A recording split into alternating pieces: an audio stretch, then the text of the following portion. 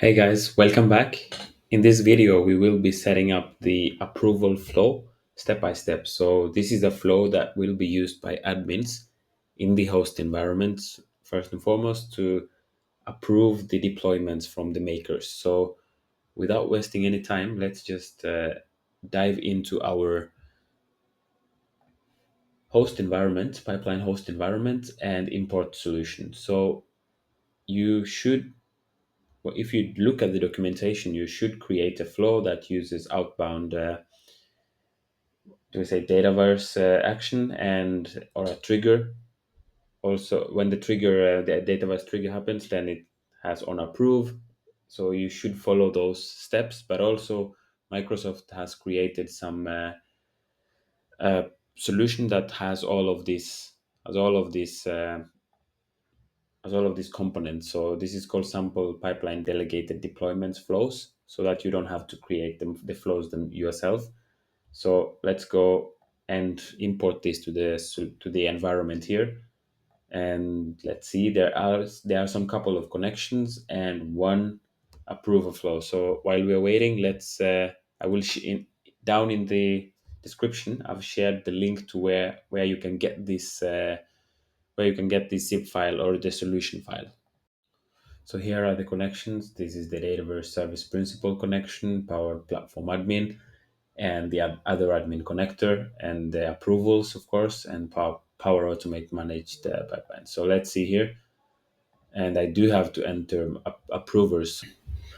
Yeah, so I will add my email there and import the solution. So this will take a while. While it's importing, I will just go quickly through the flows. Let's see here. So there will be some approval steps in between the deployments, and then the approvals will have to make sure everything looks good. And also, as you can see here, once you choose is delegated, then this will be good.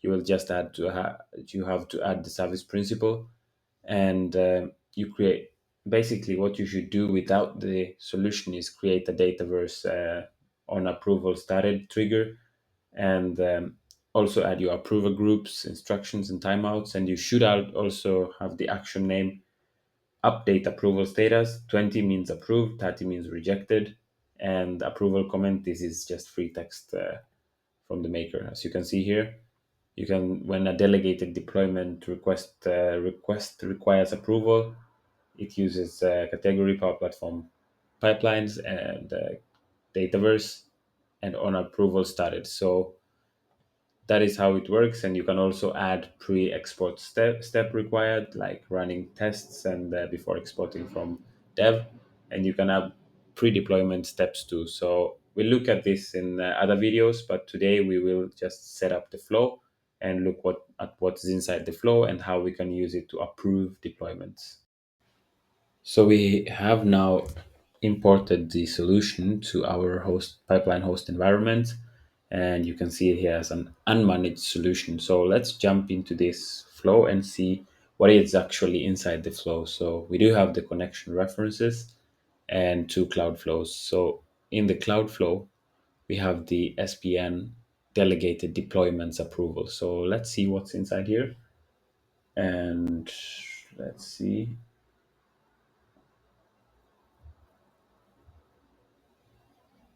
We have to, yeah, let's see, we just have to create the connections. I see there is the admin connection here. We have to change some of these connections to the service principal, but let's see what happens now and how the flow looks. So this is how the flow looks when a delegated deployment request requires approval.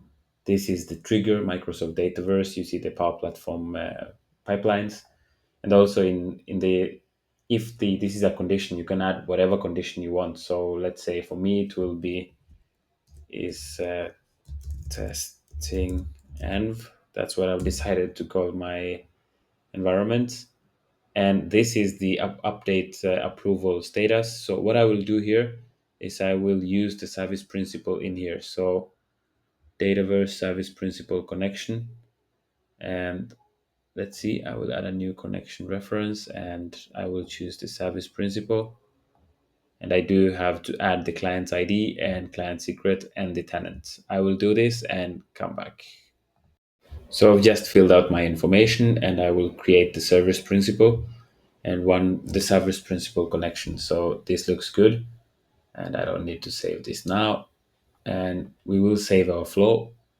And remember, each time it's up action update approval status, which is also inside here, you do have to connect to the service principal. So this is in here.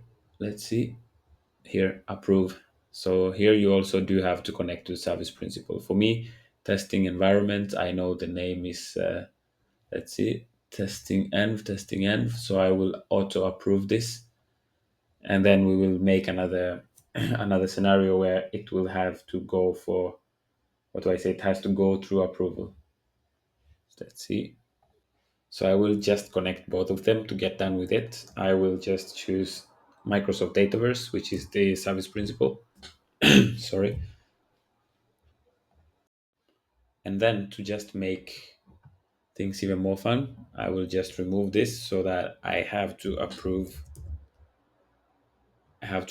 the, oh, sorry, looks good, and save. So that I have to approve the deployment from, from dev to test. So what we will do now is we will try to deploy a solution from our development environment using the custom pipeline that we created. So let's see. So we do have this sales agent solution, and we will just try to deploy it to the next environment, which is the testing environment in our pipeline, Copilot Studio standard pipeline, and deploy here. Let's see, and now we should have some yeah, next AI generated solution explanation. And once this is done, then it has to be pending because my admin has to accept that unless it's pre-approved, the admin has to push this to deployment. So let's see when this happens. So I chose this. The other one had some dependency issues. That's because it's an agent that I'm creating and I haven't added everything that is outside the agent. But this one is an agent that is already deployed. But as you can see here, deployments may be pending until an associated background process succeeds. This is managed by your admin. So the makers will already know that there is some way the admin has to accept the deployment. So let's try deploying this here. And once we deploy it here, we will see the AI generated description, and the admin, I as the admin will get the approval flow. So I do have the approval flow here. It's an agent ALM, and let's see, it has all the components and currently exporting artifacts. This. So let's see what will happen now. So while the deployment is being deployed to test, I, as the approver, got this in my Teams. And as you can see here, I can give comments if I want to. And you can see requested, and it's pending here. So you have more actions. You can cancel, follow up, or reassign to someone else if this is not an environment you are, do I say, related to. And here I can see that is the system administrator, which pipeline it is, and the target environment using the test deployment. So this looks good. I will approve this and we'll go back and check what the how this pipeline looks. So here you will see final status approved, and this is the approvals pipeline. So let's go back to my solution. Here is also the flow. It ran successfully and it got approved, and deployment is approved. And let's refresh in my developer environment. Let's see. As you can see now, it's currently deploying. This means that it's approved and the maker will be able to see that their solution is being deployed.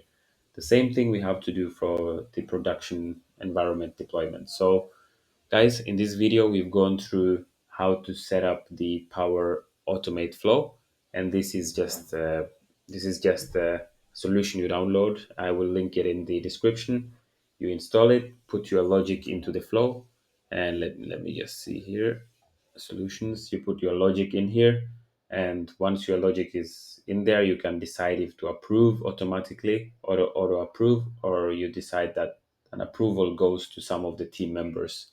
And once you get the approvals, you can reassign them, or you can approve them, or you can also cancel them. Not cancel, but you can deny them and give them some feedback on what's wrong with the solution. So that's it for today. We have created the solution, we have deployed it using delegated service principal deployment, set up the Power Automate flow, and now we will just do it for the production environment.